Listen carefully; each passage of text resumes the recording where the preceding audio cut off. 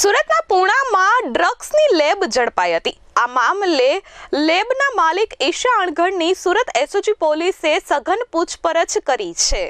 સુરતના પૂણા વિસ્તારમાંથી લેબમાં ડ્રગ્સ બનાવવામાં આવતું હોવાનું સામે આવ્યું હતું। આ મામલે એસઓજી પોલીસે 3 લોકોની ધરપકડ કરી હતી અને આ ઘટનાના તાર છેક લંડન સુધી પહોંચેલા હોવાનું સામે આવ્યું હતું। આ ઘટના અમરોલીમાં નોંધાયેલા એમડી ડ્રગ્સ કેસમાં તપાસ કરતા સામે આવી હતી। ડ્રગ્સ બનાવનાર મુખ્ય આરોપી બ્રિજેશ ભાલોડિયા, જે એથર કંપનીનો કર્મચારી હતો, તેની ધરપકડ કરવામાં આવી છે। આરોપીઓ વચ્ચે થયેલી વોટ્સએપ અને ટેલિગ્રામ ચેટના સ્ક્રીનશોટ પુરાવા તરીકે મેળવવામાં આવ્યા છે।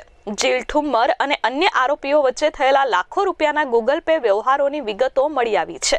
લંડન સ્થિત વોન્ટેડ આરોપી જનક જાગાણી અને ખુશાલ દ્વારા ડ્રગ્સ વેચાણ માટે વપરાતા મોબાઈલ ફોનને જપ્ત કરવામાં આવ્યો છે। ડ્રગ્સ બનાવવા માટેનું રો મટીરિયલ અંકલેશ્વરના જીતુ પાસેથી ખરીદવામાં આવતું હોવાનું ખુલ્યું છે।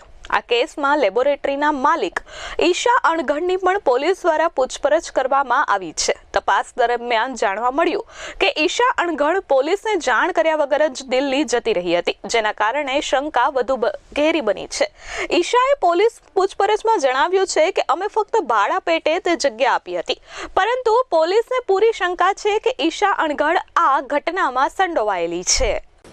અમરોલીની અંદર જે નવા વર્ષે એમડીનો જે કેસ કરેલો, એમાં છેલ્લે જે છે કે એમડી બનાવતી લેબ પકડાઈ ગયેલી। એ લેબની અંદર એનો જે આરોપી જે છે બ્રિજેશ ભાલોડિયા, તો એ ભાલોડિયા પકડાઈ ગયેલો। કઈ રીતે એમડી બનાવતો આ સમગ્ર જે છે એ ઘટસ્ફોટ થયો અને ત્યારબાદ જે તપાસ જે છે આગળ કરવામાં આવતા જે આરોપીઓ એકબીજાને ટેલિગ્રામ અને વોટ્સએપની અંદર જે એ લોકોએ વાતચીત કરેલી એના સ્ક્રીનશોટ લેવામાં આવે છે, તથા જીલ ઠુમ્મર અને આરોપી ખુશાલ વચ્ચે ગૂગલ પે મારફતે 1,22,138નો નાણાકીય ટ્રાન્ઝેક્શન, તેમજ જીલ ઠુમ્મર અને જનક જાગાણી વચ્ચે 1,22,000ના ટ્રાન્ઝેક્શન અને જીલ ઠુમ્મર તથા ભરત ભાણાઓની વચ્ચે 46,600ના ટ્રાન્ઝેક્શન, આ તમામ જે ટ્રાન્ઝેક્શન છે એના સ્ક્રીનશોટ લેવામાં આવે છે। આ એથર કંપનીનો એમ્પ્લોય હોય ત્યાંના પણ વિગતો માંગવામાં આવી છે કે એના એમ્પ્લોયનું લિસ્ટ જે છે, એનું આઈ કાર્ડ છે, એ ક્યાં કોની સાથે કામ કરતો હતો, તથા એના સીસીટીવી જે છે એ પણ લેવામાં આવેલ છે, એની તપાસ પણ ચાલુ છે। તેમજ લંડન જે સ્થિત જનક જાગાણી છે અને આરોપી ખુશાલ, આ બંનેનું ડ્રગ્સ વેચાણ માટે જે મોબાઈલ ફોનનો ઉપયોગ કરતા હતા, તે મોબાઈલ ફોનને પણ કબજે કરીને એફએસએલમાં મોકલવામાં આવેલ છે।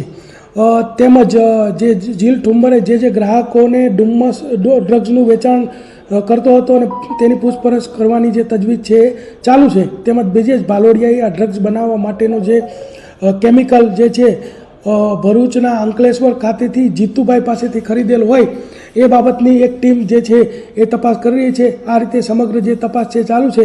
તેમજ જે ડિક્રિયા લેબની સંચાલિકા ઈશા અણઘડ છે એની પણ પૂછપરછ અત્યારે ચાલુ છે। Bureau report S24 news, Surat.